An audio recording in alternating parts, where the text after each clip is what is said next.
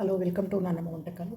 ఇవాళ నేను ఒక కొత్త రెసిపీ అంటే మనకు సోంపు ప్లేస్లో తినడానికి చూపిస్తాను. నేను అవిసె గింజలు, నువ్వులు కలిపి ఎలా వేయించుకొని స్టోర్ చేసుకోవచ్చో టేస్టీగా తినడానికి. చూడండి, నేను ఎన్ని అవిసె గింజలు తీసుకున్నాను, ఎన్ని నువ్వులు తీసుకున్నాను. వీటిని డ్రై రోస్ట్ చేద్దాం. ఇదిగోండి, వీటిని ఇట్లా వేయించుకోవాలి మంచిగా. సన్న సెగన పెట్టి ఉట్టిగానే ఏం వేయకుండానే వేయించాలి. ఏం వేయద్దు ఇందులో. ఇట్లా మధ్యలో కలుపుకుంటూ వేయించుకోవాలి చిటపట్లాడేదాకా. ఇదిగోండి, కొంచెం సాల్ట్, ఇందులో కొన్ని వాటర్ వేసి కలుపుకుందాము.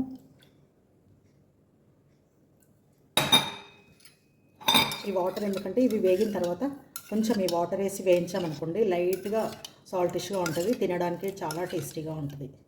చూడండి, ఇదిగోండి, చూసిందా చిటపట్లాడుతున్నాయి. ఇవి ఇట్లా చిటపట్లాడిన దాకా వేయించుకోవాలి. ఇప్పుడు ఈ సాల్ట్ వాటర్ కొంచెం వేసేద్దాం ఇందులో.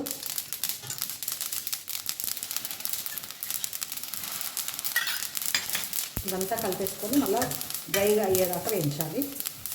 ఆ సాల్ట్ అంతా వాటికి పట్టిపోతుంది గింజలకి. చూడండి, ఇవి వేగిపోయినాయి. ఇవి ఇప్పుడు తీసుకొని ఈ బౌల్లోకి వేసుకుందాము. ఈ బేసన్లోకి వేసేసి నువ్వులు వేసుకుందాం.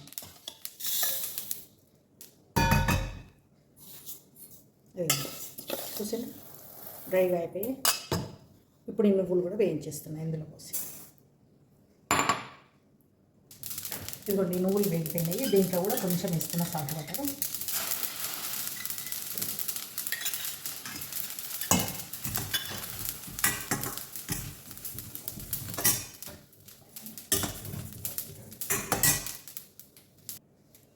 ఇదిగోండి, ఇవి కూడా వేగిపోయాయి. నేనైతే స్టవ్ ఆపేసిన. ఇవి కూడా ఇందులోనే వేసేసుకుందాం. ఇవి ఇట్లా కలిపి ఇదిగోండి, ఇవి ఇట్లా అయిపోయినాయి. ఇట్లా ఒక బాటిల్లో మనము వేసి చేసుకొని పెట్టుకుంటే స్టోర్ చేసుకోవచ్చు. ఇవేమి ఖరాబ్ కావు, ఎన్ని రోజులైనా ఉంటాయి.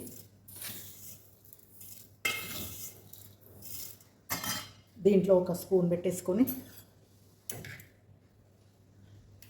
ఇట్లా ఒక స్పూన్ తిన్నారనుకోండి, రోజుకు 2 టైమ్స్, చాలా హెల్త్కి చాలా మంచిది. రైస్ మధ్యాహ్నం అన్నం తిన్న తర్వాత చాలామందికి సోంపు తినే అలవాటు ఉంటుంది. సోంపు బదులు ఇందులో సోంపు కూడా వేయించి కలుపుకోవచ్చండి. సోంపు, ధనాపప్పు అవన్నీ వేసుకోవచ్చు. నేనైతే అవిసె గింజలు, నువ్వులు వేసాను.